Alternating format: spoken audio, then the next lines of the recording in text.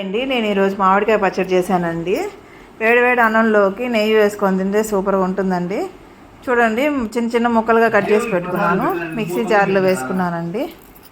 ఒక మామిడికాయ తీసుకున్నాను, దాన్ని చిన్న ముక్కలుగా కట్ చేసి మిక్సీ జార్లో వేసుకుంటున్నాను. ఇప్పుడు ఎండుమిరపకాయలు వేసుకుంటున్నానండి. కారాన్ని బట్టి చూసి వేసుకోండి. ఎండుమిరపకాయలు ఎక్కువ కారం తినేవాళ్ళు కొద్దిగా ఒక 2-3 ఎక్కువ వేసుకోండి, బాగుంటుంది. చూడండి, తుంచి వేస్తున్నాను నేను ఎండుమిరపకాయలు.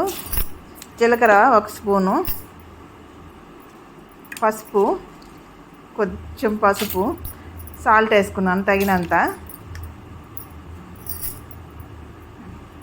చాలా బాగుంటుందండి ఇది. కచ్చా పచ్చాగా వేసుకోవాలి, టేస్ట్ మాత్రం సూపర్గా ఉంటుంది. తెల్లగడ్డ వేసానండి. చూడండి, మిక్సీ పట్టాను. కొద్దిగా అట్లా మెదగినట్టు వేసుకోండి, బాగుంటుంది. చూడండి, నూనె, తెల్లగడ్డ, ఆవాలు వేసి పెట్టుకొని ఉన్నానండి. తాలింపు ముందే వీడియో తీయాలనే ఆలోచన లేదు, అందుకని ముందే తాలింపు వేసి పెట్టుకున్నాను. తాలింపులో పచ్చడి వేసి కలిపేశానండి. చాలా బాగుంటుందండి. Okay, bye.